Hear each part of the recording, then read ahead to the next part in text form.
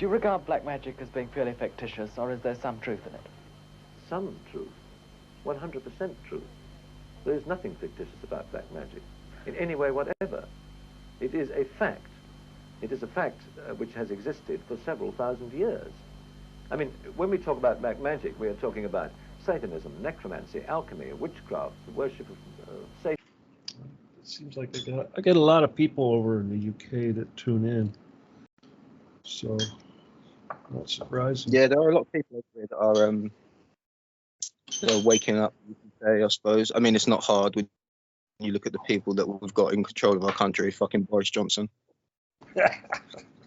Sorry. I can't take him.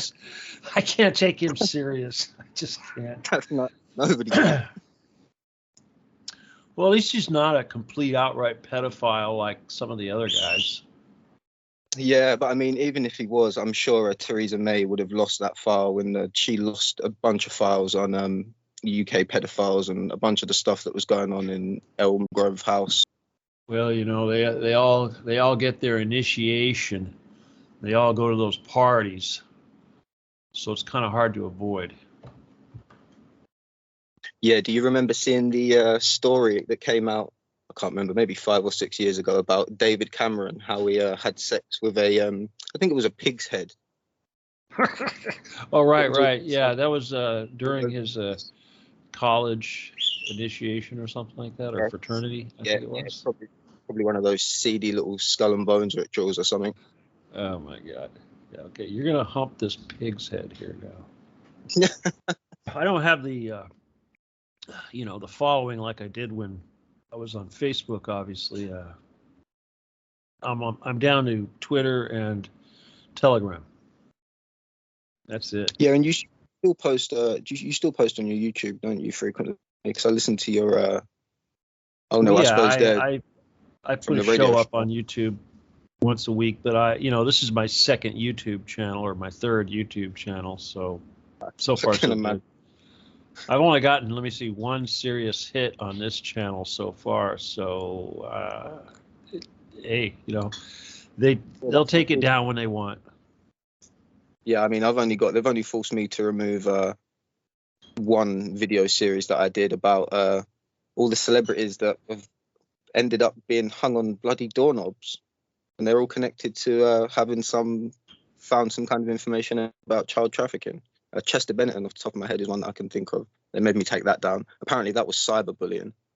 Well, I get that too. Well, here's the thing about that. I know we should be saving this for the show, but we have laws, and we have court systems, and people have the ability to sue and charge, slander and libel and all that, but that's not there anymore. So it doesn't matter what you do. If you call somebody out, the law basically says it's up to them to prove it's wrong. Yeah, we don't have that. To prove. Yeah, that's gone. And I think there's also something to be said about the fact that how you mentioned in a lot of your videos that the fact that you use the Getty image on the front of your book and you're saying all this quote unquote like blasphemous stuff about them. If they really had a problem about it, I'm sure they could sue you, but that's the last. They have hundreds of attorneys and billions of dollars to come after me, and I'm not even far away. I'm only 20, 30 miles away from them, so there's no reason why. Yeah, I'm right there next to them. So it's obvious, and it's not like there isn't people every day calling them and asking about these bunkers and asking if it's true, and yet they won't say anything. They won't say my name, and that's really the key to everything, is getting my name out there, because you can't call it a conspiracy if there's actually someone attached to it. Yeah, with pretty good hard evidence as well. Well, I am the evidence. They just, yeah, take me to court, sue me, prove it's not true. Let's get the judge and the jury and a bunch of reporters, and we'll go down there and we'll see what's down there. They can prove it's wrong. You know, here's the thing.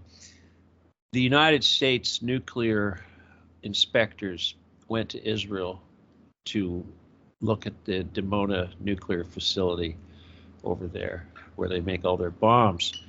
And there's this one building in particular, and they have like a cafeteria. In the back of the cafeteria, there's a wall that has elevators that go down really far.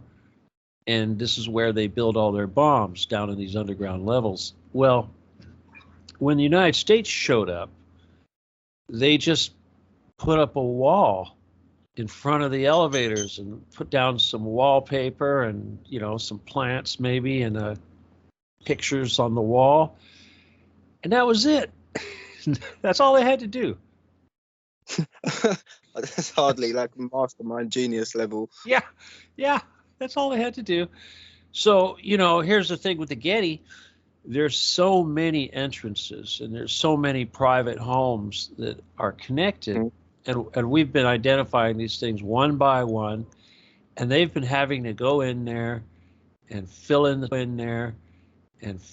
tunnels with concrete and cover up the evidence. And they've actually had to dig up bodies and you know, biological evidence from one property in particular.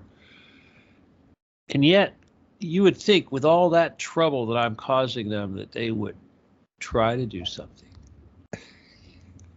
Well, yeah, well, at least try to deflect it. Well, when I say do something, I mean you'd think they'd try to stop me.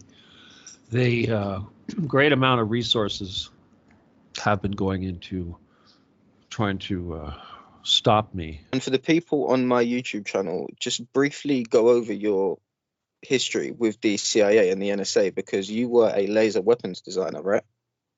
Yeah, well, originally out of high school, I went into electro-optics, precision optics, and this was at the dawn of the laser age back in the 70s, you know, the Reagan era. And of course, during the Reagan era was when they were developing all these laser-aimed weapon systems and things that no one really knew about at the time. And of course, semiconductors and microchips were just taking off, Texas Instruments, all that sort of thing. And the work I did with that, basically, my specialty was making flat optics, mirrors, and this is used extensively in this precision stuff, and it's like a yardstick. The flatter you can make something, the better your ability is to measure. And so we were on like the cutting edge of technology. We were pushing the boundary, because as we could make these things, these lenses better and better, they could make better computer chips, tinier, higher resolution, more you know, density, that kind of thing. That was PerkinElmer Corporation, and they did the space telescope. They did all the spy satellites. I did a lot of work with the fusion stuff for like Lawrence Livermore. I worked on Star Wars projects. I did a little bit of everything. But when I left because they were screwing with me, and you know, I made them rich. I didn't just make them rich, I made the country rich. Okay, that one year when everybody was getting computer calculators for Christmas and computers were the big thing, PCs, that was me. Okay, that was me, because I made the machines that made the machines that made the chips.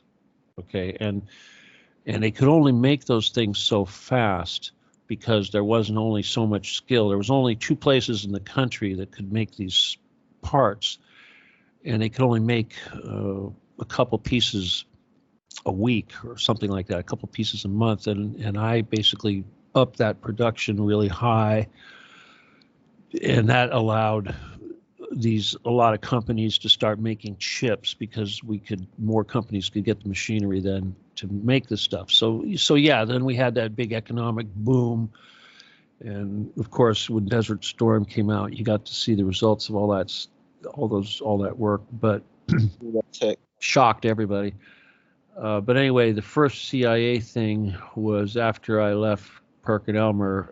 I did a gig in Las Vegas, and I was working with my brother on a big project for one of the hotels, and one of the guys working for us turned out to be CIA, and we worked with him to help sell stuff to Saddam Hussein during the Iran war that he was having.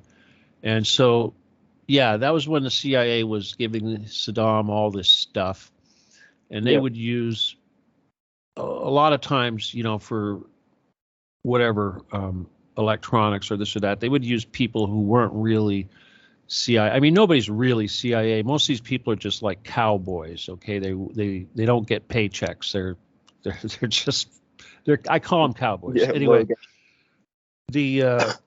so we were involved in that, and then of course that got shut down by the FBI, and everybody kind of left everybody hanging.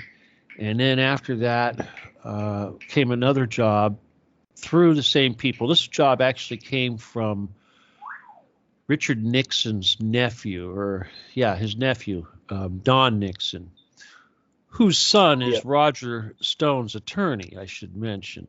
Oh, anyway, right, okay. Yeah, okay. Don Nixon was the number 2 man of Robert Vesco. Now, Robert Vesco is like the number 1 mafia guy that ran, I'll say, half of the mafia of the world, because everything's kind of split in 2 sides. There's like a liberal side and a conservative side, or a Nazi side and a Jewish side. That's how everything works. Anyway, the Nazi side was this Robert Vesco guy, and that's where Jeffrey Epstein comes in. He's connected to all that. I was actually working for Oliver North. Okay, and that was, of course, with the Nicaragua thing that they were doing with the Contras and all that stuff. And I didn't know it was Oliver North. I didn't know it was the NSA. Because they said they were CIA. Okay, so from the get-go, I thought that was a CIA job, and I took a contract with them to make a bunch of lasers, because we had developed some electronics, and solid state lasers were just like being invented, and of course, I had like a head start on everybody. But I got this contract from the NSA, and it was for 40,000 laser modules for, I don't know, $36 a piece or something like that. Anyway, this was at the time the biggest contract in the world for solid state lasers. So immediately that made me a big person in the laser world. Yeah. But they were trying to screw me from day one, and it turned out that there was a long-term project to kind of get me under control. They were trying to get me out to Area 51. I never really understood what was going on. But anyway, I had a falling out with them. They put two handlers on you, didn't they? Well, you've had 2 handlers. What are you talking about now? In your book, you said that they tried to put 2 handlers on you. Oh, yeah. Well, I did have different handlers for sure. They came afterwards. After I left these NSA guys, I got hooked up with the Billy Meyer crowd. Now, if you know anything about Billy Meyer, he's that Swiss bus driver that had contact with Pleiadians. I personally believe it did happen. I think he may have faked some evidence and stuff, but I think he really did have this contact. But I was kind of brought into that to help them with security, because I was a gun person. I was big, I was like a big gun person at the time. Yeah. And I was also this big laser person, and I had a lot of experience because of PerkinElmer and all that computer stuff. I knew a lot about microphotolithography and manufacturing processes and the whole technology involving all that stuff. So what happened after I got hooked up to these Billy Meyer people is I kind of figured out how they make UFOs, and I kind of figured out how they run and stuff like that. And I started talking about it with one of my employees one day up in the rafters. He was having a cigarette. We were hanging out up in the boonies in the attic of the, you know what I mean? We were hiding in the far recesses of my office building. And yet they heard everything I said, because almost immediately, this guy comes along. This is the first one of these handlers. This guy's name was Tom Hansen, and he turned out to be a reptile. He wasn't even a human. He was one of these shapeshifters.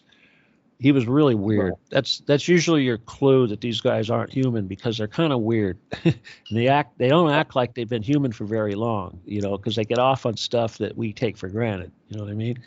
Anyway, so this Tom Hansen guy starts dating my mother, right, my widow mother, and picking up on her and telling her all these stories about how rich he is and everything else. And anyway, so immediately he wants to meet me and he wants to invest in my company. So I'm like, yeah, all right, whatever. So I put a little demonstration together for this guy, and turns out that, well, the first night I met him, a couple things happened. One, he offered me like $10 million for as an initial investment, and the deal was that I would 51% of any investment would go right into my pocket, and I would own 51% of everything, no matter what.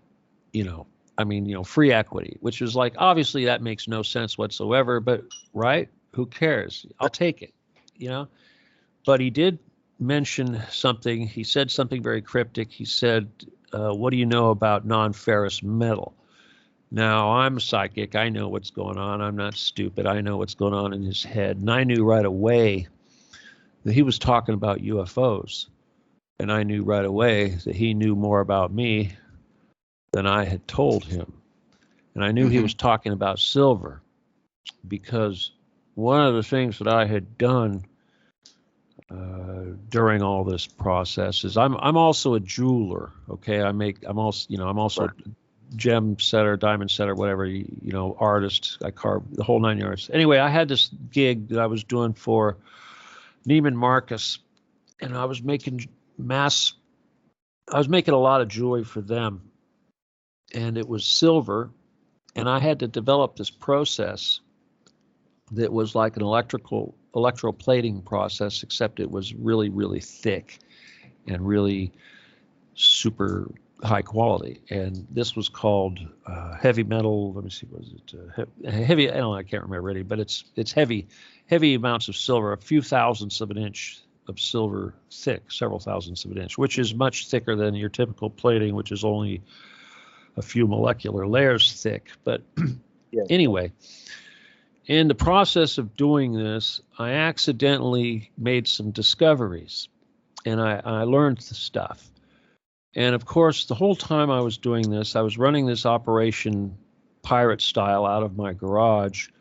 I was consuming, I was consuming about 20 pounds of silver every month, fine silver, consuming it, you know, just taking it down to nothing. All right. I mean, converting it into jewelry, and it would go off and nobody knew what happened. Well, it turns out that there are a lot of things. First of all, silver is what these UFOs are made out of. It's there's a lot of reasons for it, and I was discovering that. And the other thing, a couple things. Are you talking about all crafts or the Palladian crafts? Palladian crafts, advanced entities, obviously, like the stuff that the Germans made during the war and the stuff that we make here on Earth. It's not of the quality that I'm talking about. This is the stuff, the beam ship that, say, Palladians fly around in. These are made out of solid silver. They're crafted ion by ion. And silver is used because silver is the only material that has the resolution that allows you to craft something ion by ion, which is similar to our microphotographic process that we use for making semiconductors, etc.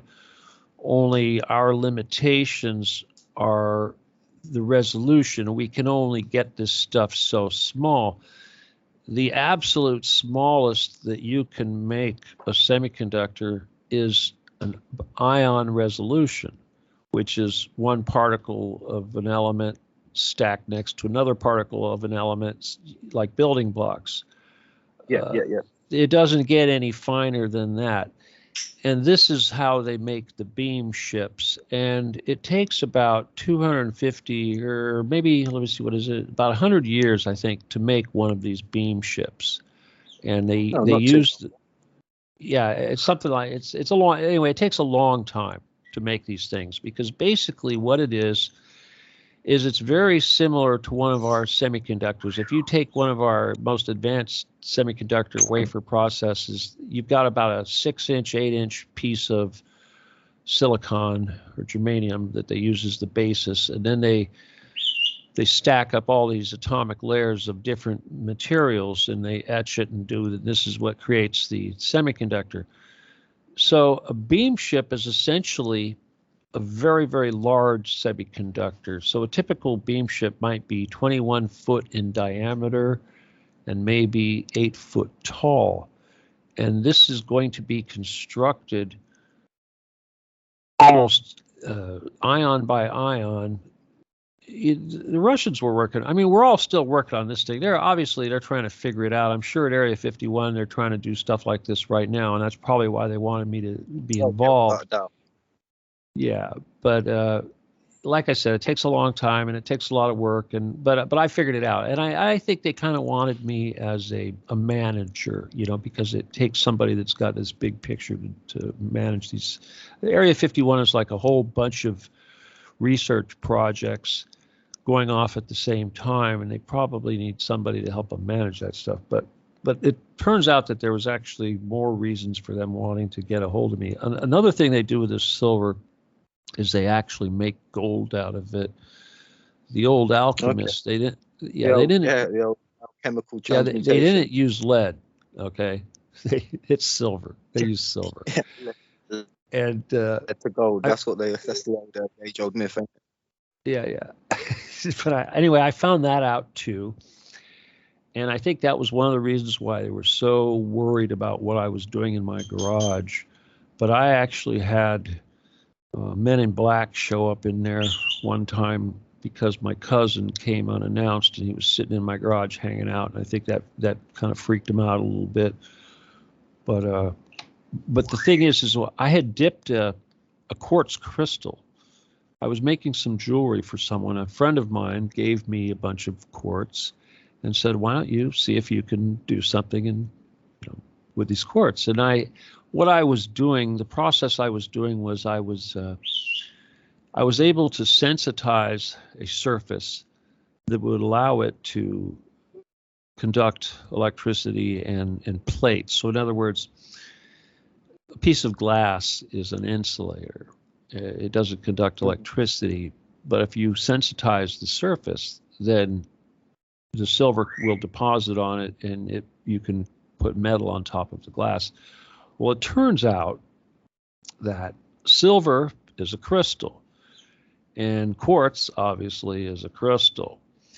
Yeah. And when you bond dissimilar crystals one to another like that, you can actually create a so-called free energy device. So basically, by accident, I had discovered this, and this is kind of like an Atlantean technology. It's one of these Atlantis things. So I had been working on that. A little bit later on, I started actually working on trying to create one of these free energy devices based on crystal and silver and what have you. And I've got some. I got shut down. I basically got run out of the city, and they took everything away from me.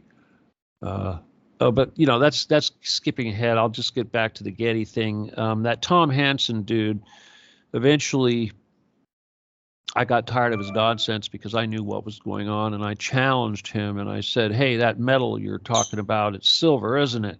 And he said, yeah. And I knew right away, what was going on.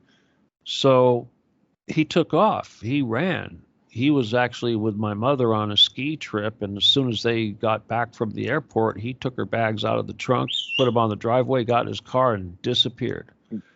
And I was on my way over there to confront him, and apparently he was very afraid of me. Now, it turns out, of course, like I said, that he wasn't even a human.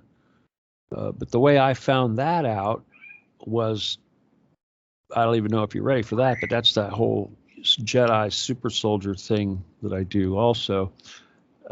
It was Rambo that told me about that. And it was during a psychic session where I was actually talking to Rambo that I inquired about what happened with that Tom Hansen guy. And that's when I found out that Tom Hansen was a damn shape-shifting reptile, and Rambo actually tossed his butt in the lake of fire. I was going to say, was Rambo having dealings with him in the 4D? Yeah, it was probably the 4D where this took place, of course. But here's the thing that I did find out that was kind of interesting, and that is that I was actually able to talk to this Tom Hansen guy, from the other side. And this is after he had served his time in hell. In other words, hell is not forever. It's not eternity. When you're in it, it's like eternity, but there's no time. Okay, time isn't real. So if time isn't real, what the heck what's eternity? It's a perception. Yeah, how can you burn? It's a perception of time. So in other words, it's kind of like one of these sci-fi movies where they put you in suspended animation and you're only in there for 5 minutes, but to you it seems like 50 years, kind of a thing. It's sort of like that. So apparently he came out the other side of this thing, cleansed or whatever, and he was ready to help out and help us with the cause. So there's another handler I was going to tell you about, but I'll just kind of go with this real quick, and that is that I kind of found out, about this Rambo thing. It's like the whole super soldier business. I never really knew anything about it. I knew there was something going on, but I got invited to this convention, super soldier convention, and I had no reason to. I didn't know what they were. I mean, people drove me there. It was in Las Vegas. Have you heard about this story? I haven't heard this story, no, but I know the conventions you're on about. I've seen plenty of videos. Yeah. All right. Well, this one was the famous event in 2015 in Henderson, Nevada. And supposedly there was a big abduction, MyLab abduction that took place, of which I was involved in. You probably heard that story, huh? I've heard that story, yeah. Yeah.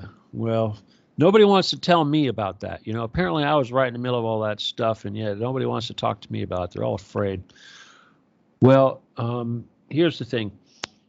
That was a betrayal. They really screwed me over, and obviously I'm not happy about that. And the guy that put on that convention was Michael Aquino, and he's dead.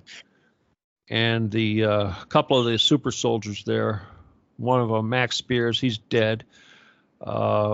James or Casbolt, the one that was supposedly partially responsible, he's in jail. Jail, didn't he? Did he get out? Yeah, I thought he got out last year, according to I think Duncan Davis from the Gatekeeper YouTube channel. Apparently, he got out last year, but nobody knows. Nobody's seen him. Nobody knows where he is. My guess is he's not going to show his face, because if he does, he's on my shit list. But yeah, no one knows. Apparently, yeah, he's not going to come back. He doesn't want to turn up like Max Spears, I don't think. But anyway, several of those. What happened was strange, even just to take a tangent. But the whole black goo thing, that stuff is that's strange. It's real live black goo, man. Yeah, what do you know about black goo? Black goo reminds me of Venom from Marvel. All right, well, it's real. Obviously, black goo is real. It's not what people think it is. What it is it's an AI, and it's interdensity. So it operates between the 4D and the 3D. And this is why it has to be AI, because obviously if it was really alive and it had a soul, it couldn't do that. Yep. But that's why they use it. So it's a mechanism. It's a machine, and it's used to collect loosh. Okay. So basically, what it does is it connects to people like a tentacle kind of a thing. Everyone's got one of these things. It's like a thread, tentacle thread. And these things will typically go to like the Getty or one of these bases where they have these big concentrations of that stuff.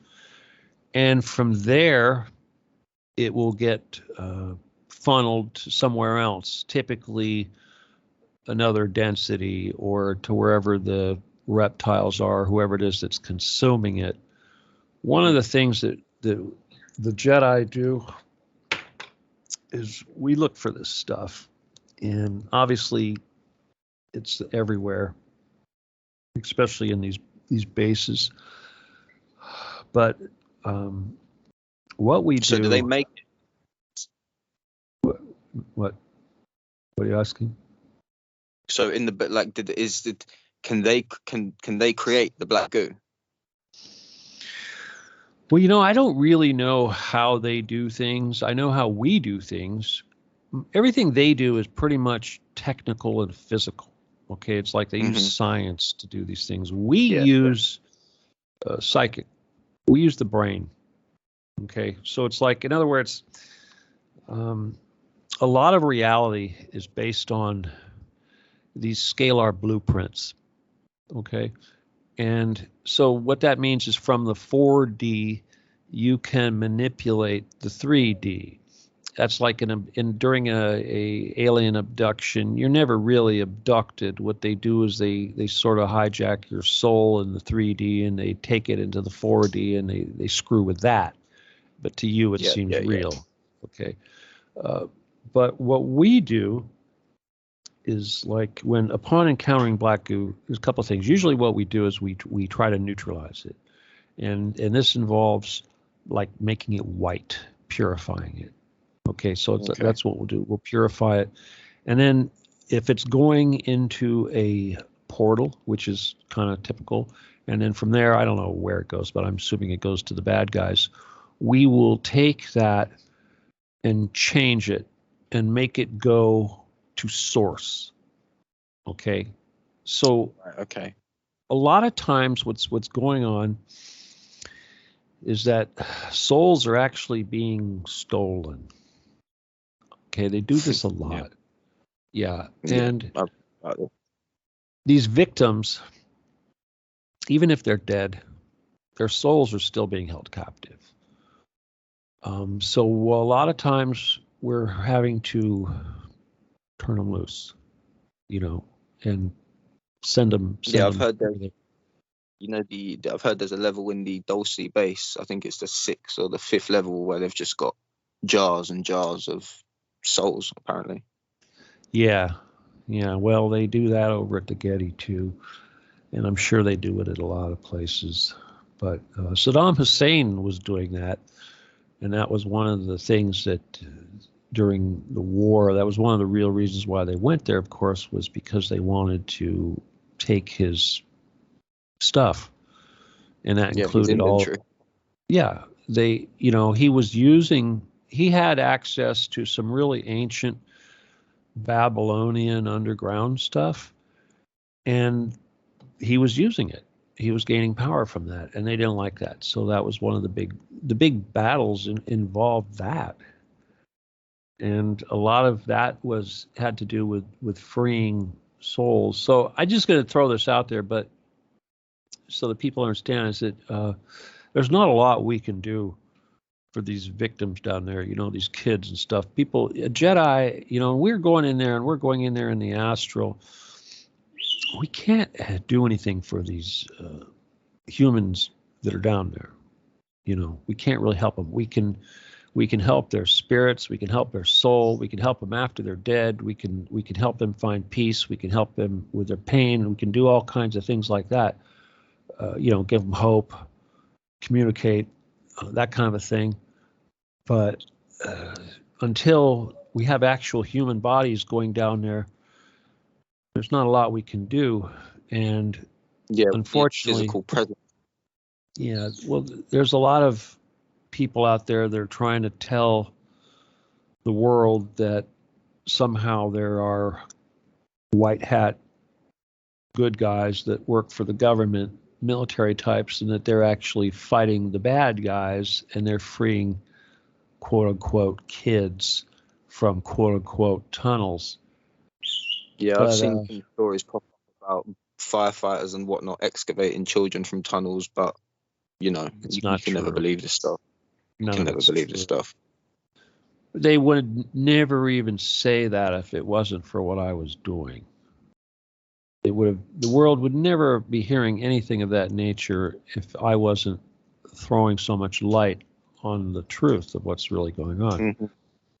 So that's the reality. Anyway, and just so when these bases, when they build them, are they done with alien tech? Well, there is alien tech, but they don't need alien tech to build this stuff. They've got, they've got plenty of capabilities. Phil Schneider is a great person to learn about that. He talks all about it, about how they actually were like building Dulce and places like that. And a lot of times, though, they do this on top of something that's already there. Okay, right, something very ancient. So yeah, there's layers. There's the stuff that we built recently. There's the stuff that was built not that long ago, and then there's the stuff that's been there, millions of years. So yeah, the Earth has seen a lot of creatures digging underground, and you got to remember, you look at all these planets out there that people think are uninhabited. Well, intelligent life doesn't live on the surface, except on Earth. We like to think we're intelligent. Yeah, that's the thing about these cavers. Well, if you were to go back to say like early human, prototype human, you're dealing with like Celts. I mean, obviously there's other races and species and tribes that were on the Earth, but one of the more advanced ones, of course, was the Aryan, who we refer to as the Celt. And they, of course, I think they came from Venus, and they brought the moon with them. But anyway, they had really white skin, and they lived underground for the most part. And this is why over there in India, they say that Krishna has blue skin. It's because he was one of these really white Aryans that had the veins showing, and it made him appear kind of blue. They thought he looked kind of blue. But that's all it was. He was just extremely pale. And of course, those are the guys that made the Vimnas too.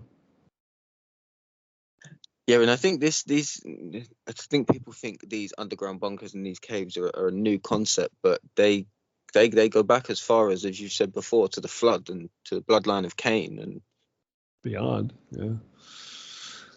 Well, the Earth is pretty old, and life on Earth has gone through many changes, and for the last 25 million years, and I'm not saying that's the entire age of the Earth, it's actually quite a bit older, but for the last 25 million, the Earth has been ruled by the reptile, the gray, and the Anunnaki. And there were a lot of other species, quite a few. And most of them were wiped out, of course, or fled to other planets. Obviously, there's still stuff like, Bigfoot running around, but that's left over from this time period. And these three, with I suspect possibly someone else, maybe Lilith, started hybridizing the, indigenous whatever, and that's where they came up with us. So we're just hybrids. We haven't been here that long.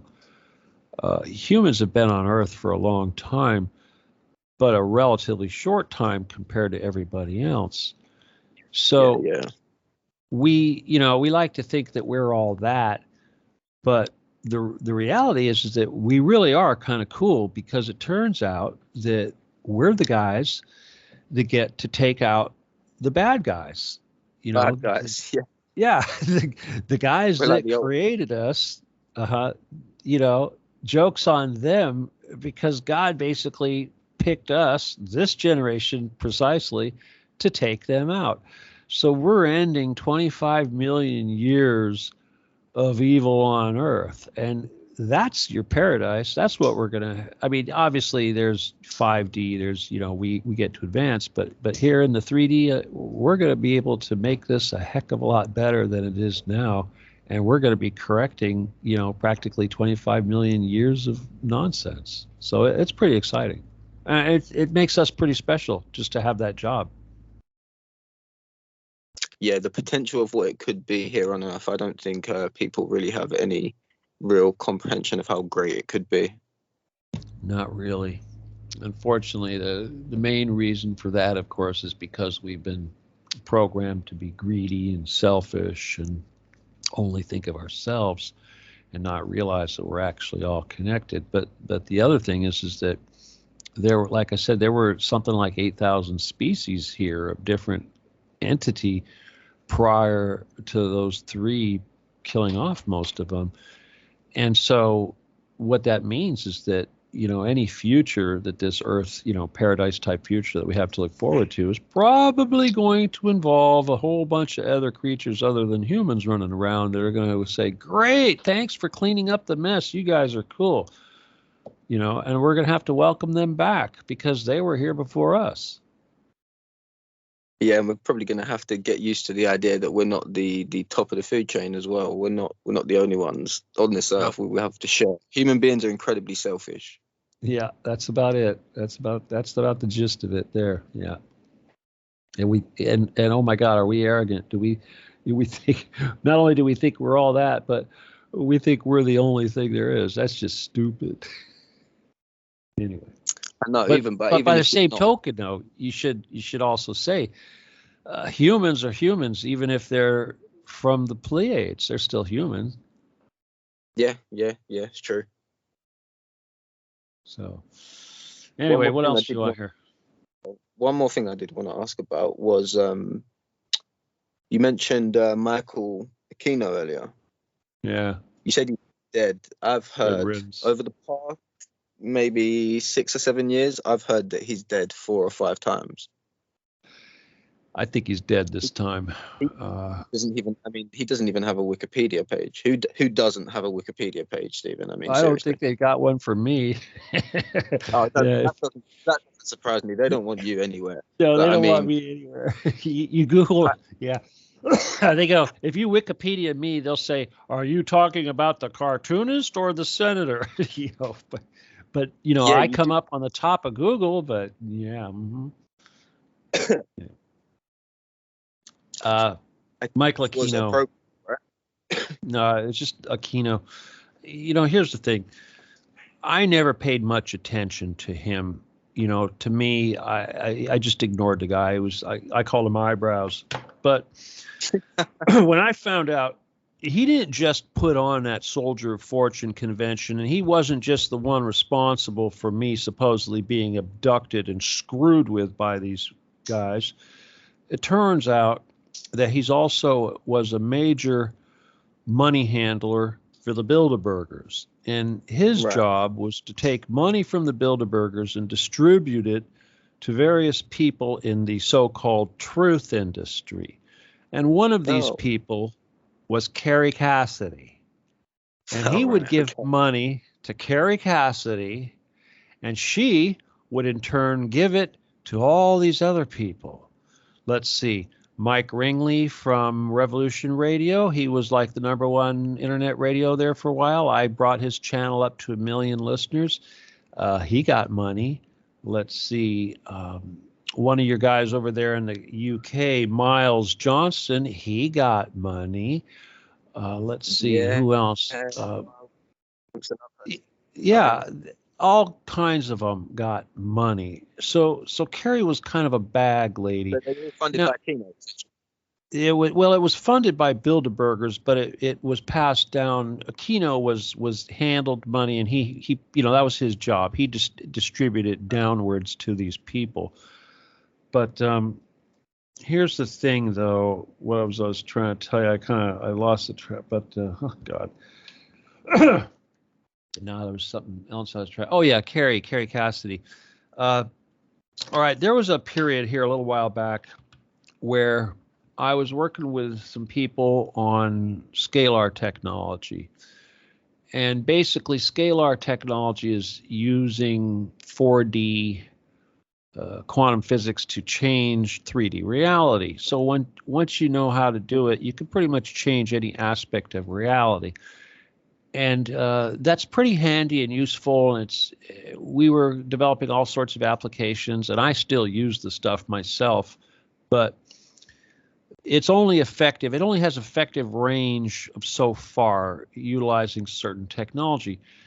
And what we had done, a lot of people are doing this now, they would attach the Scalar program to a hologram or a JPEG, something like this, some digital image.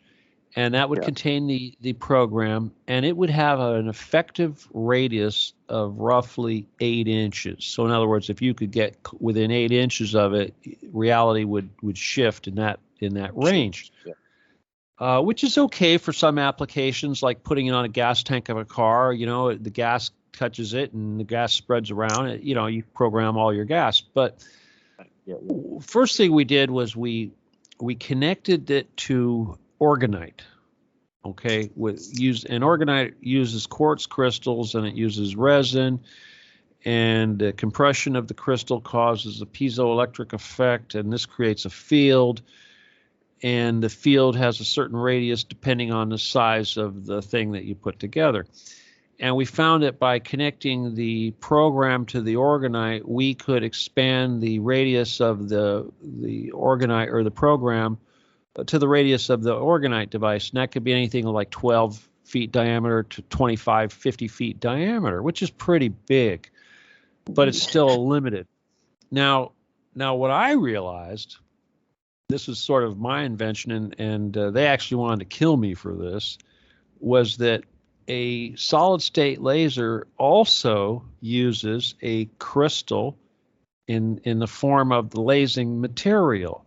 So I realized that if we could program a scalar program onto a crystal of a solid state laser, that we could transmit that program via the laser beam.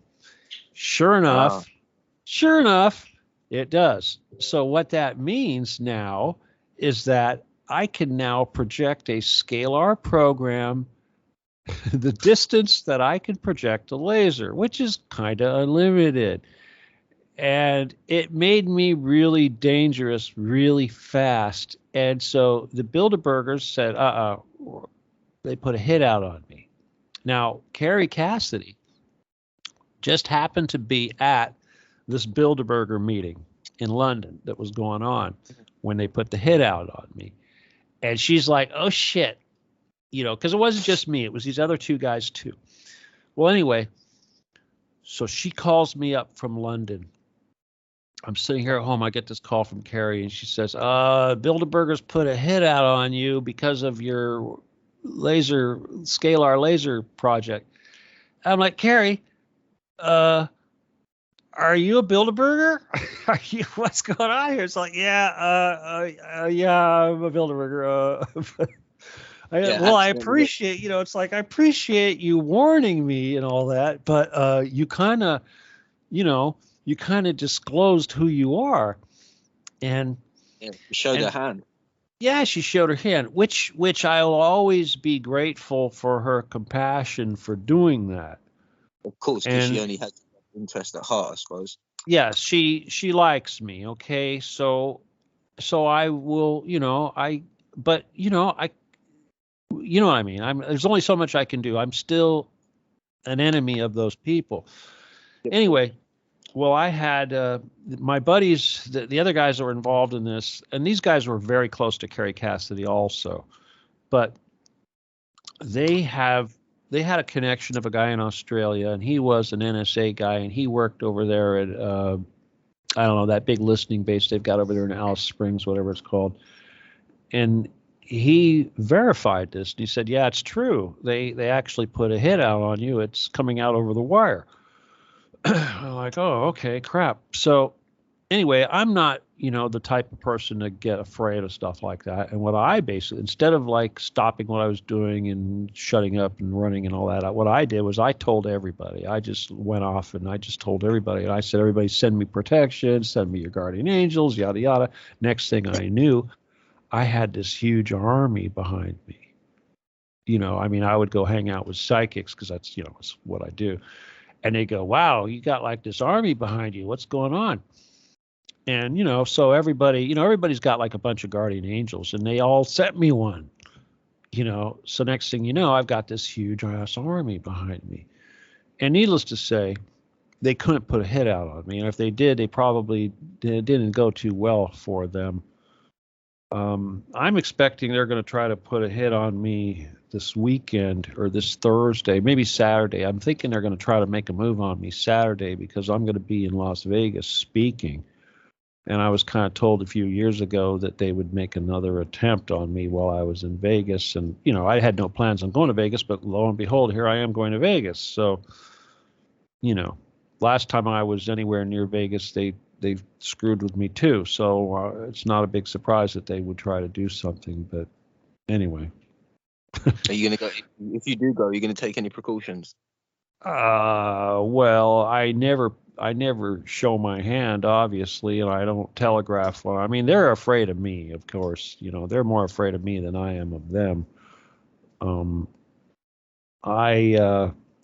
One of my precautions, of course, is telling everybody, because that makes it really hard for them to do anything.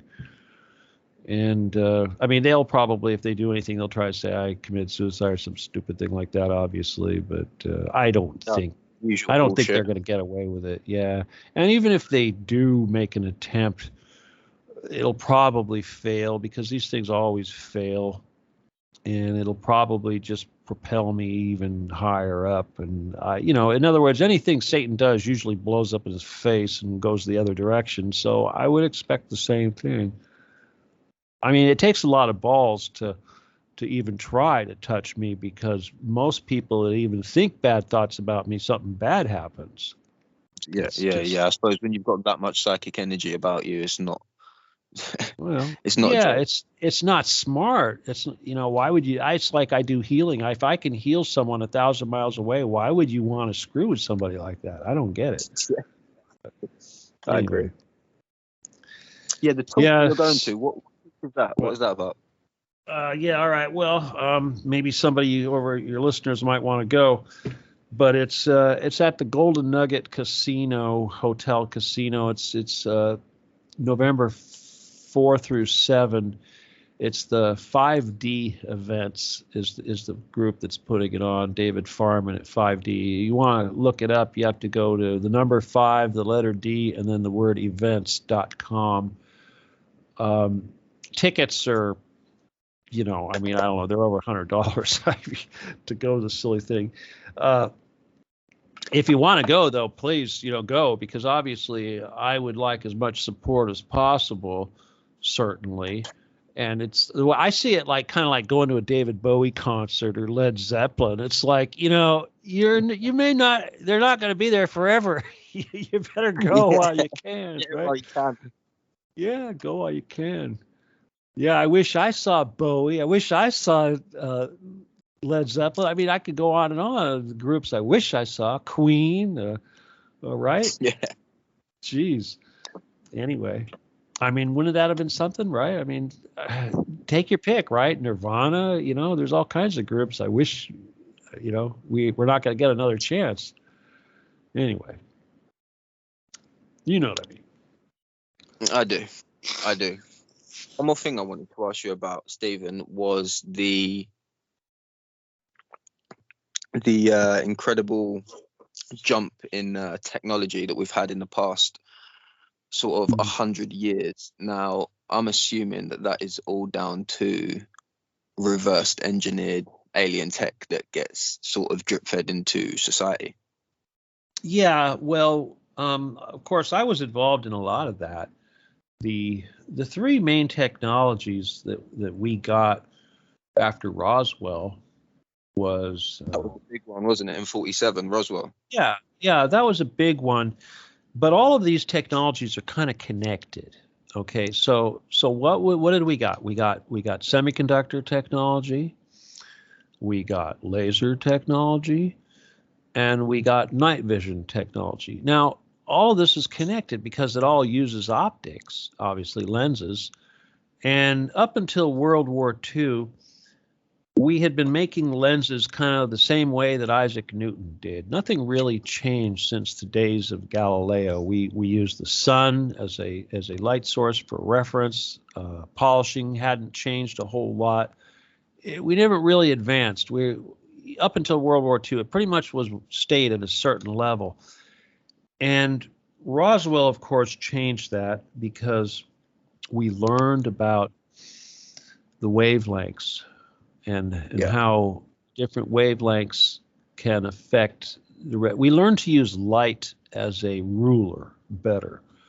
Up until then, the only light we had for measurement was the sun, and the sun, of course, creates a rainbow. We can only see the rainbow. So they used to call it color. When you would make lenses, you would be testing the color. And this, of course, was a reference to the light waves, which were very broad because it was the entire visible spectrum. So once we were able to come up with a monochromatic light source, a light source that only put out one wavelength, suddenly that kind of changed everything.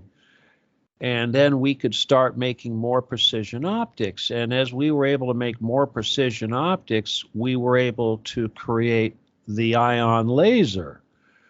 And the ion laser, of course, gave us another yardstick, which we were able to use to make even more precise instruments and optics.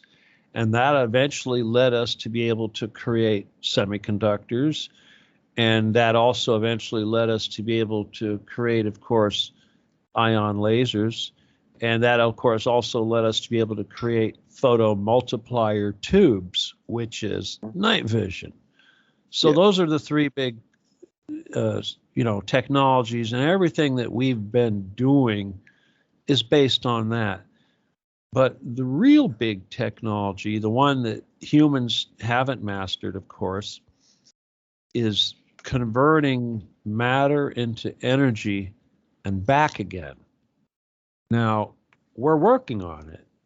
And obviously, we've learned how to create matter or turn matter into energy. That's what a nuclear bomb is. But we haven't quite figured out how to put it back together. And this is something we need to do in order to do interstellar travel and time travel and things like this. So a beam ship is a time machine. If you can go the speed of light, you can be anywhere, you can be at any time, you can be in any dimension, you can practically change densities.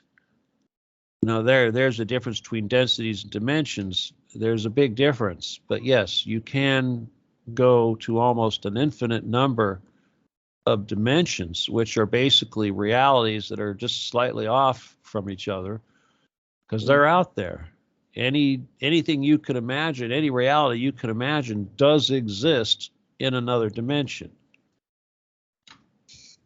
That's not exactly a good thing, though.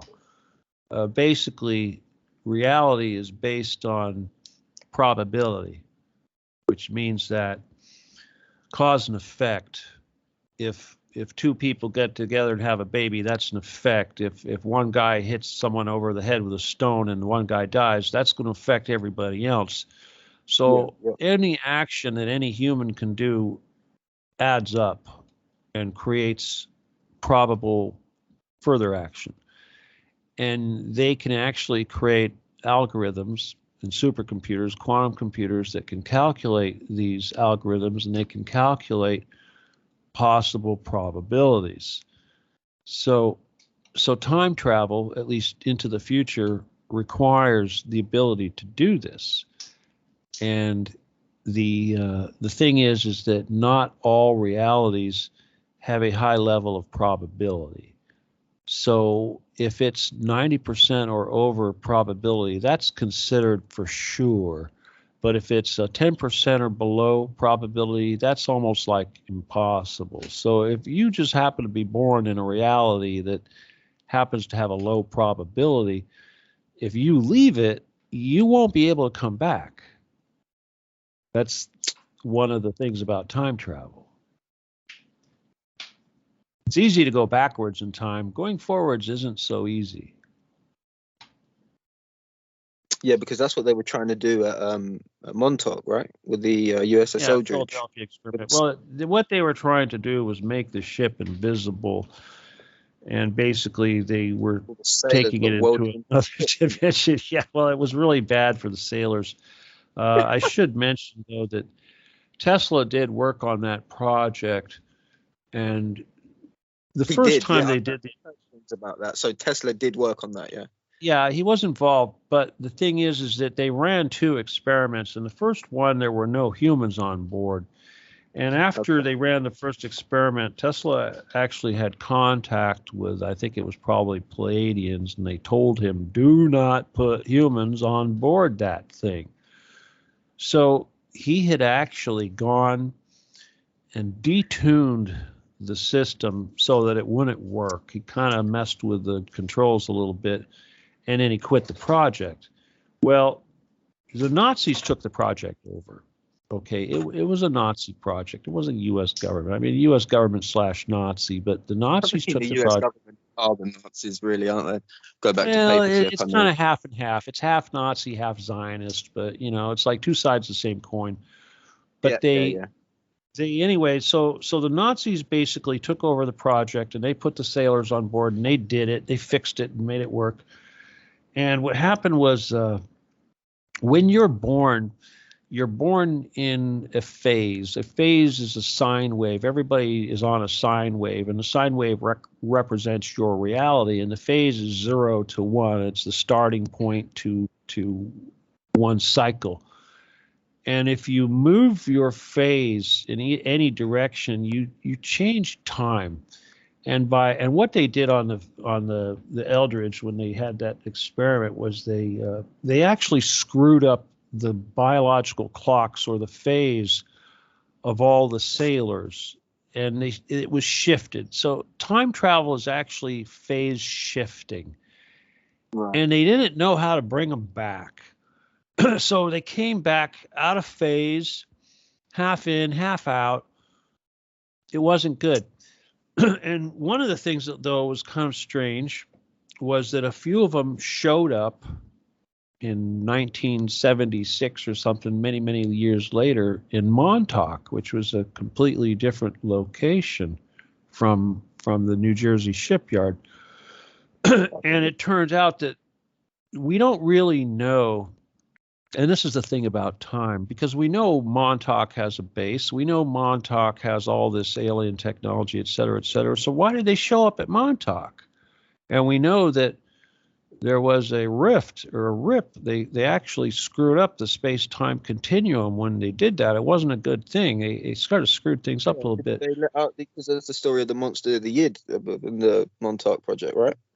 Right. Yeah. Well, that we don't know what that was. That thing that washed up on the beach and all of that. But there was. But the thing, I know a few people. Obviously, most of them are dead now. Al-Bilek is one of the more famous ones. There's a few other ones. I met one of them. When a couple things about Montauk, you just don't know which came first, chicken and the egg. Did they bring those guys there, or did they go there, or what came first? Did the guys in the future go back and screw with it? We don't really know. But I'll say this, a lot of times, though, when these government types use this technology, and the thing about Montauk is it's actually a jump chair that came out of a UFO. It's like the pilot's seat in a UFO. What's that, the Montauk chair? Yeah, the Montauk, that's what it is. It's very, from a craft. yeah, it came from a craft. That's all it was. And of course, like I said, using this time travel and density or dimensional travel stuff that they were doing, that's just one of the functions of the beam ship. That's not what the beam ship was for, but that's what they were using it for. But here's the thing: anybody that went and used it, when they came back, they had superhuman skills.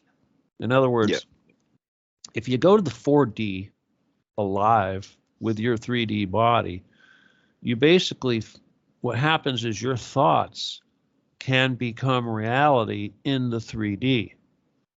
So a lot of these guys that came back, they realized what they were doing was working for the enemy, and they broke everything. They shut it down. One guy conjured up like a monster or something that ran amok and destroyed everything. But yeah, it's really hard to get that kind of enlightenment and be corrupt. It's sort of like Max Spears. He tried to bring the light into the darkness, and it didn't go over too well. No, it killed him. Yeah, it really didn't. Apparently, he had a huge presentation he was about to do when they got him in Poland about Ricky Gervais. Yeah. Yeah, about how he's connected to the old Hampstead Heath case in the UK. You hear about that? No, I missed that. It was a primary school in Hampstead Heath. Two children about 7 or 8 years old came out and gave a police interview and basically just explained how the primary school held satanic abuse rituals underneath the foundation of the school. But I mean, you know what this SRA stuff's like. The type of things that they were describing was stuff that no 7 or 8 year old should ever be, know. It's the exact same thing they did here at the McMartin preschool with that Ted Gunderston, that FBI investigator exposed. Yeah, I was very much involved in that, and I actually did some further research, and I traced it up into the mountains to where they actually took these children, and the home they took them to has been destroyed, but the undergrounds are still there. And if you look, you can see what's going on. Like the next door neighbor to the house that was torn down, it has huge electrical supply running into like a vacant building. Right, yeah, probably for some cages or something.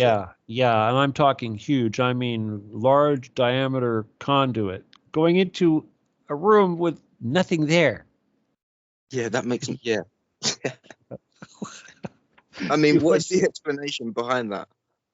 Yeah, What's being powered there? Yeah. But that's right out in the open. Nothing's going to happen. I mean, here's the thing. Here I am screaming my head off, calling up the FBI saying, investigate this right now or kill me, you corrupt MOs. And, nothing happens. I mean, I get up there, I could get up in public and say anything and they won't do a damn thing. It's just like Gordon Getty. Here's a man, $10 billion. And yet I can go out in public. I can go on his personal Twitter page and I can call him a pedophile and I can say horrible things and he will do nothing.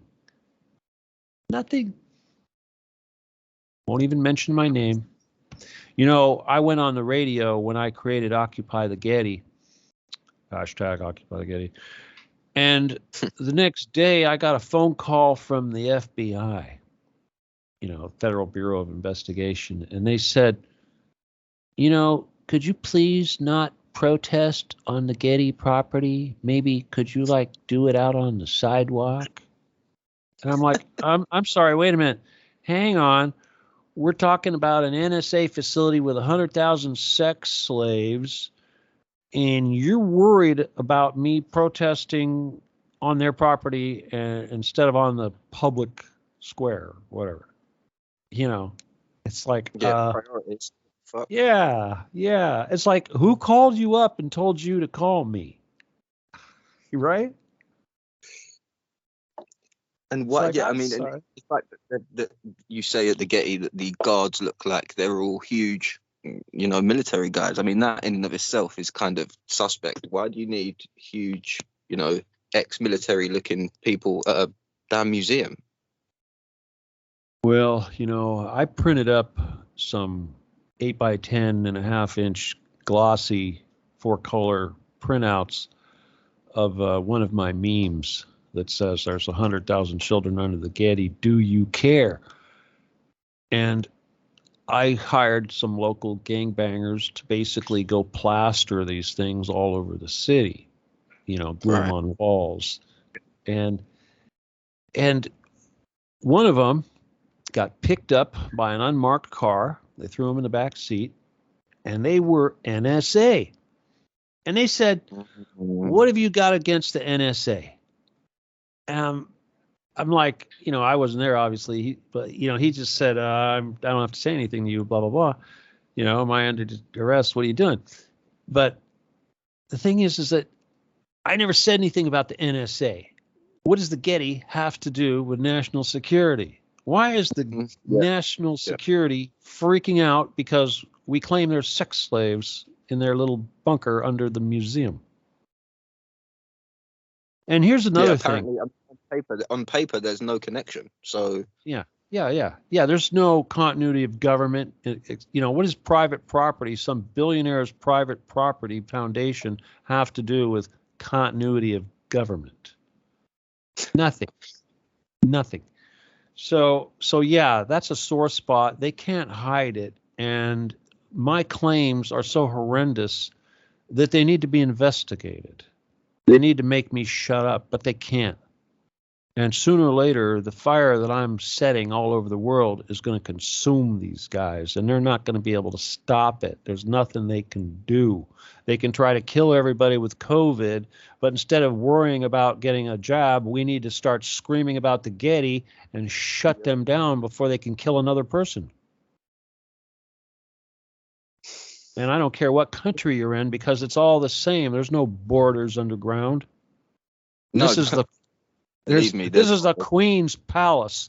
Everyone in the world is under the crown, including the Vatican, including the Rothschilds, all of them. They're all under the crown. And they're not going to break that agreement. That goes back to the Magna Carta. That's what, 1500? Yeah, they've been doing the same thing. There's 2 Magna Cartas, one for us and one for them. You ever read the one for them? It's not the same as the one we learn about.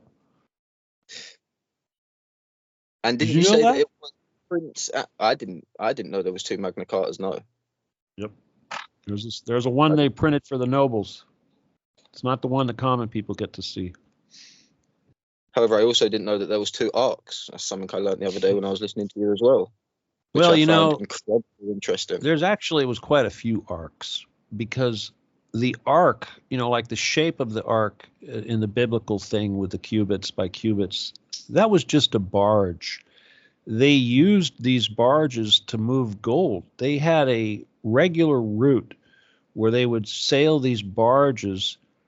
And what I mean is a big wooden barge that had some means of advanced propulsion attached to it, kind of like an alien outboard.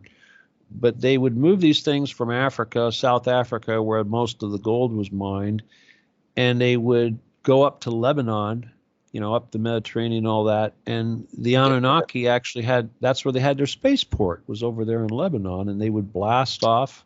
It's still there.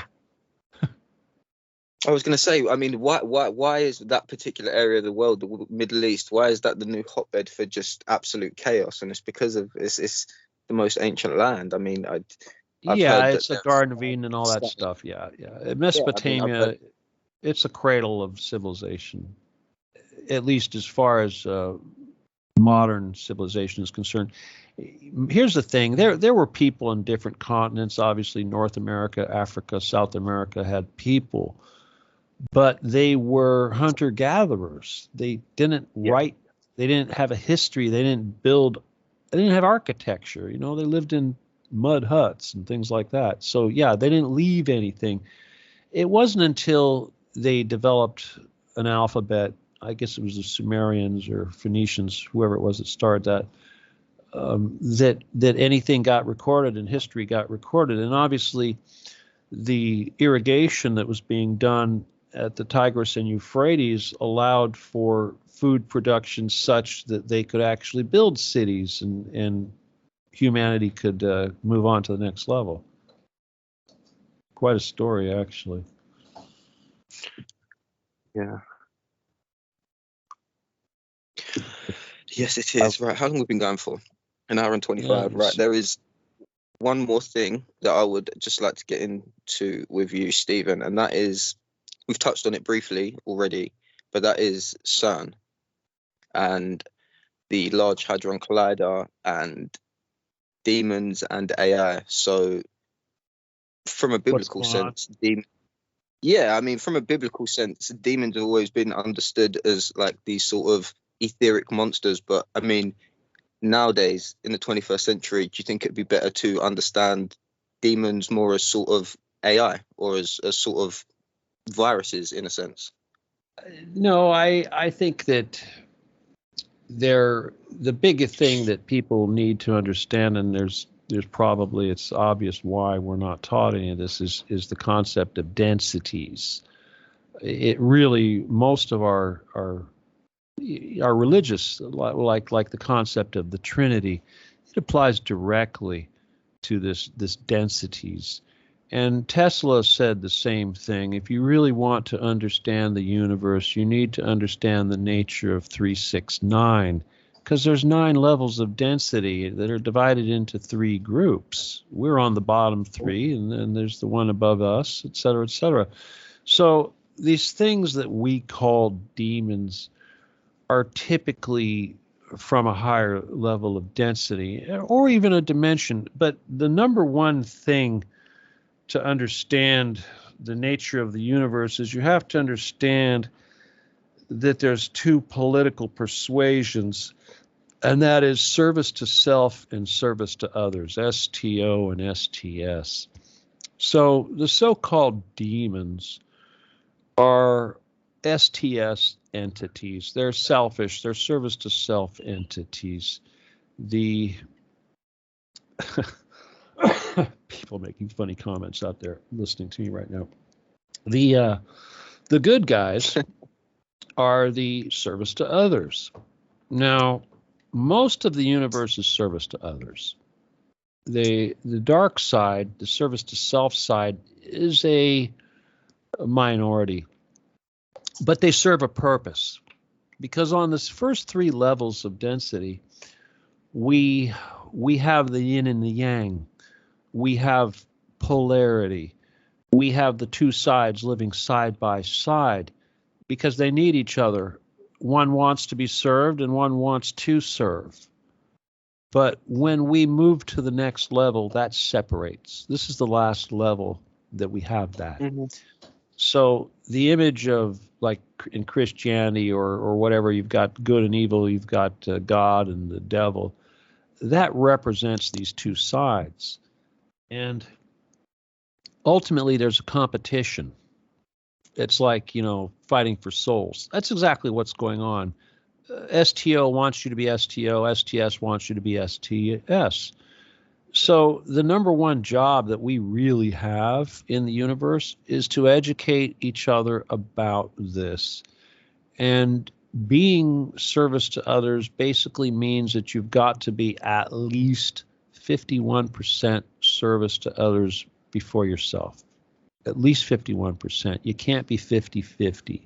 Now, obviously, if you take like Christ, there's a perfect example, or Buddha or Gandhi, or I can think of a few other types that tried to live this sort of lifestyle, serving others.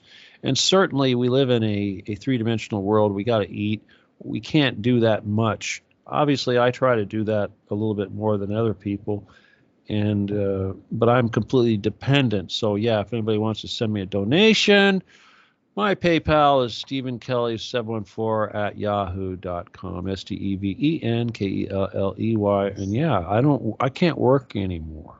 Okay, there's no way I can work for a paycheck. All I can do is I don't like to say beg, but I'm completely dependent on charity. I live in poverty, which is interesting when you consider that I'm supposed to be such a superstar out there in our little truth world, and yet I live in poverty. But the benefit is that I can do stuff. I've got magic. I can do healing. I've been working on that for a long time, obviously. And it's because, before I was trying to take down the enemy using technology, weapons, advanced technology. That's one of the things I did. I made secret weapons, and that's one of the reasons why they're so afraid of me, because they know I can make stuff that they don't have. And there's stuff in the future that they're using right now. They're still waiting for me to make it. And I know that because that's one of the reasons why they won't kill me, because if they, so they do something, they're going to have to give up these things. Yeah. So, exactly. They'd screw that up. I knew that a long time ago when I was working on this plasma beam. I knew that it was a precursor to these things that they would use, like on Men in Black. They flash the thing at you and all that. The same thing. Yeah. So, anyway. I never did tell you about Vince. Vince is that other alien guy. He was pretty cool. I actually liked Vince, okay. But Vince screwed up. Was that the other reptile? Huh? What's that? Was that the other reptile? Yeah, the other reptile. They killed him. I didn't kill him. They killed him. He was in New York, and they gave him a heart attack. They shot him with something. They tried to give him a heart attack. They hauled him off in an ambulance, and he was screaming and everything. Don't take me, but they took him, and that was the last we saw of him. But he was the one that told me about the cavers. He was the one that came up with that word. He called them cavers. Right. Okay. Yeah. And I knew because he talked a lot about it. He was kind of like CIA, but not really CIA. That's the thing. It's all really fuzzy, that CIA stuff, because he worked a lot with the CIA in Africa, because, Africa, they're trying to fight China. China's trying to take over Africa. We're trying to fight them over it, that kind of thing. So he was involved in that. But they sent him to, I don't know, become a handler, I guess. He got involved when I was working with the CIA on the plasma beam. That was a CIA project. That wasn't NSA. But he got involved during that period, and he was the one that was trying to get me to turn it into a weapon. Shine at people. But anyway, he disappeared. The reason why he disappeared was because I asked him, I sent him an email, and in the email I quoted a part of the protocols of the Learned Elders of Zion, specifically the part dealing with the underground bunkers. And as soon as he read that, he knew that I knew, and then he started spilling his guts. And then he told me, because it was looking like it was all a Jewish thing at the time. And he said, no, we're not all Jews. We're also Nazis. There's Nazis too. We're like half Nazi. And I kind of tripped out on that because, we're not programmed to think like that. Jews and Nazis working together doesn't make sense. But they do. They do. It turns out they're actually the same thing. Okay? People don't realize it. But Zionism and Nazism, it's exactly the same thing. It's totally the same thing. In fact, they actually made it. The Zionists actually created the Nazis. Hitler was one. This whole business with killing Jews, it was certain Jews they were killing. It was average, normal Jews. The Jews they wanted to kill were the ones that were religious, that they felt that being Jewish was a religion and not a nationality. Nationality, yeah. Yeah. Right. So national Zionism, or should I say social Zionism, started in Germany. It was a creation of the Nazis, and they created the Nazis. So national socialism is the Nazis, and social Zionism is not the Zionists. But if you look at it, it's the same thing. It's the same thing. So yeah, that's kind of crazy, but yeah. It's actually Chabad, the Chabad. If you look at what's going on in Ukraine right now, it helps you understand, because the coup in Ukraine was done by Nazis, actual Nazis, but it was bankrolled by Zionists. So how's that work? Well, Ukraine, Kiev, is the center of Chabad. It's where Chabad comes from. And Russia was actually at one time a Jewish country. It was Khazaria, okay?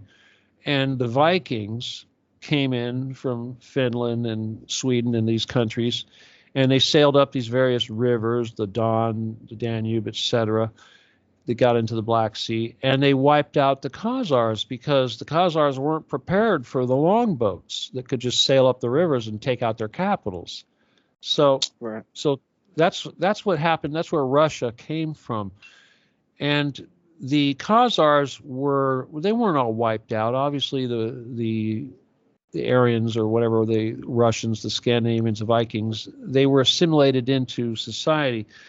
And when the time came when they were able to become part of the government and own property and all this sort of thing, they became Russians. That's when Bolshevism was created. So Bolshevism was actually created in, Lithuania, and it was created in a Jewish coffee house.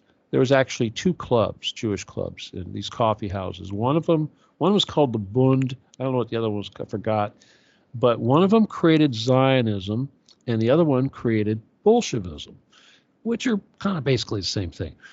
But as we know, Bolshevism went on to kill over 100 million people probably so far, and counting.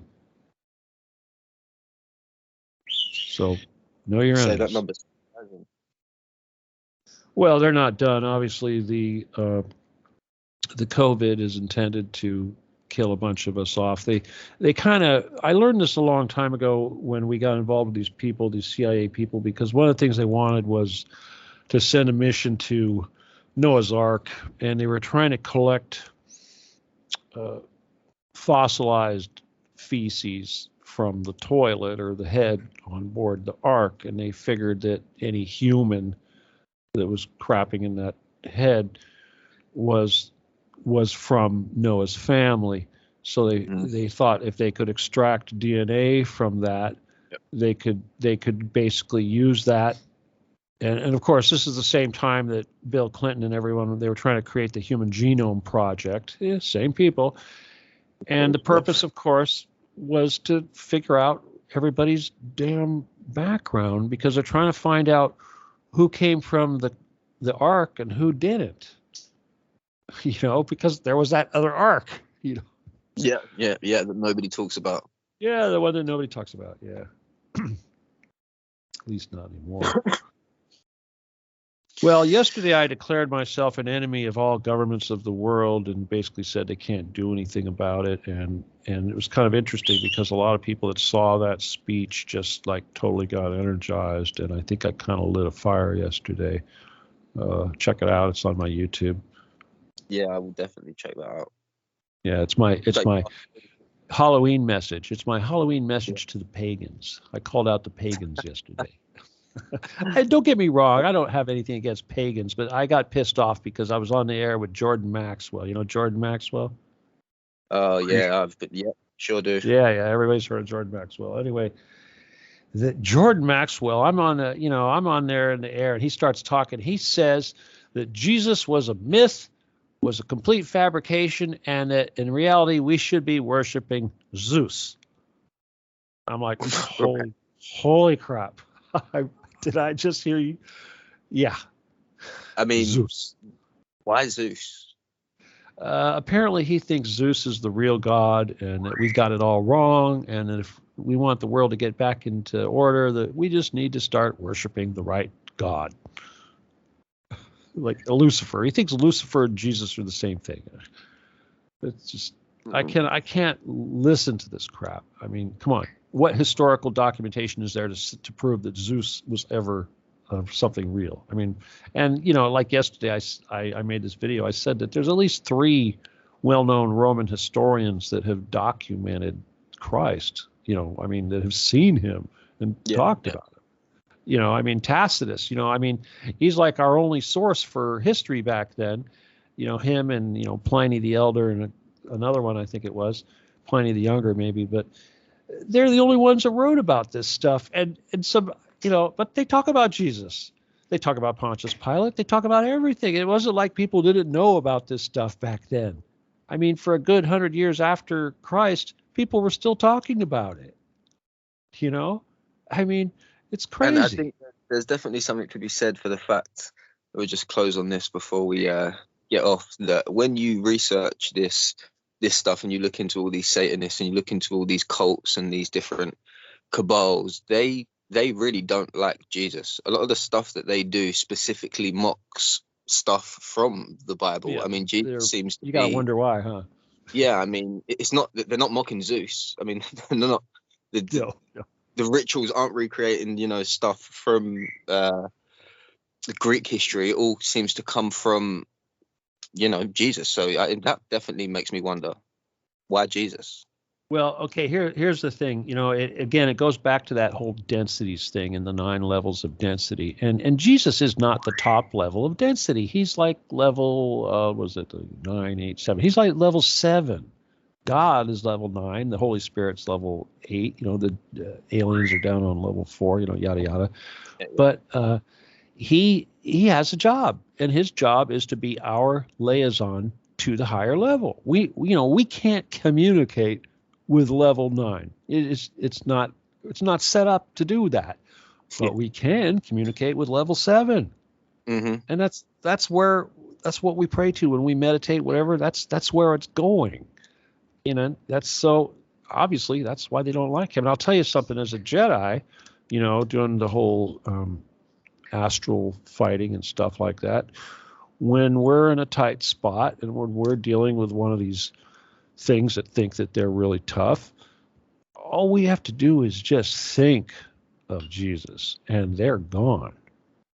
It's like they have no power. Just the name alone is enough to wipe out the strongest enemy, and they're terrified. There's absolutely nothing they can do. It's like me. They can't hurt me. I've been waiting for them to kill me for 20 years now. It's getting old.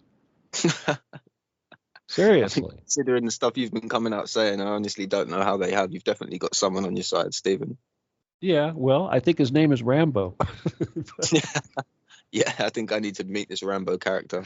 You don't want to meet Rambo. But if you want to be a Jedi, here's the thing. I figured out a way to recruit people using Reiki. Okay, I'm a Reiki master, and you don't need Reiki to heal, but Reiki is a real good tools. And I figured out how to use Reiki to basically borrow somebody. So in other words, if you want to be a Jedi, you want to fight demons, you want to be part of one of these elite that's actually the 144,000, whatever it is, the light workers, us, send me an email and I'll recruit you. And what you have to do is you have to take an oath. And it's a real simple oath. You have to say, please let me be a warrior. And then you have to say, thank you for letting me be a warrior. And that's it. And once you've done that, and of course you're doing that to Jesus, you're promising to Jesus, you're asking Jesus for permission to do this, and you're saying thank you. Once you do that, I will activate you. I will give you a master Reiki initiation, and it's not going to give you superpowers. What it's going to do is it's going to basically allow you to immediately join the fight. So like that night, you will be with us fighting. You know, so if you want to be a Jedi and you want to be one of these invincible humans that goes into the astral and wrestles not against flesh and blood, send me an email and I'll send you another email back telling you what to do and become a Jedi and help us fight, because this is how we do it. We don't use guns. We use our soul. We that's how we fight these guys. You don't fight demons with an AR-15 or a machine gun. You use a holy armor, holy weapons. Can't fight fire with fire. Damn right. And I will put your email and your PayPal and the links to all your stuff in the description box of this video. Oh yeah, and join our Telegram group too. If that's pretty much all I got now. Telegram. Join Telegram first, and then find Occupy the Getty /Stephen D. Kelley. That's my group. All the information will be in the links below. But I just have to say, I much appreciate it for this, Stephen. All right, have fun, and I'll look forward to getting some emails. Too soon. Oh, you are going to be getting some emails, I can assure you. Right on. Oh yeah, and if you want a copy of the book, Lasers, Cavers, and Magic, I'll send you a PDF if you send me an email. Just say, please send me the book. And if you want to be a Jedi, oh yeah, healing. If you want healing, you got the COVID, you send me an email. Okay, I heal people. Okay, one of the things I do is if you've got muck in your lungs, I will clean them out for you. Okay, you're having trouble breathing, if you're whatever it is, whatever the problem is, and if you've got someone close to you that's sick, do not wait for them to be on a respirator in the hospital. Send me an email, and I need their photograph, no sunglasses. I need their full name, the one that they were born with, and I need their permission. I can't do anything if they don't give me permission. If they're in a coma, or they're a baby and they can't speak, or they've got a tube down their throat and they can't speak, I'll do it. But otherwise, I need permission. Okay, I can't heal somebody without their permission. So again, I'm serious. This works. I've saved many lives, and obviously it's for free. Of course. And yeah, people, you really should take advantage of that. I mean, free healing from a master Reiki healer is something that doesn't just pop up every single day. So don't wait for someone to get sick. That's not what you want to do. So definitely get in touch with Stephen. Please do. I'm going to have Stephen back on the channel anyway soon. Right. Thank you, Stephen. Have a nice weekend. All right. Adios. Let me see. What's my sign off? I have a sign off. I'm going to give you my sign off. It says, good night. God bless. Adios. Wait, hang on. And goodbye.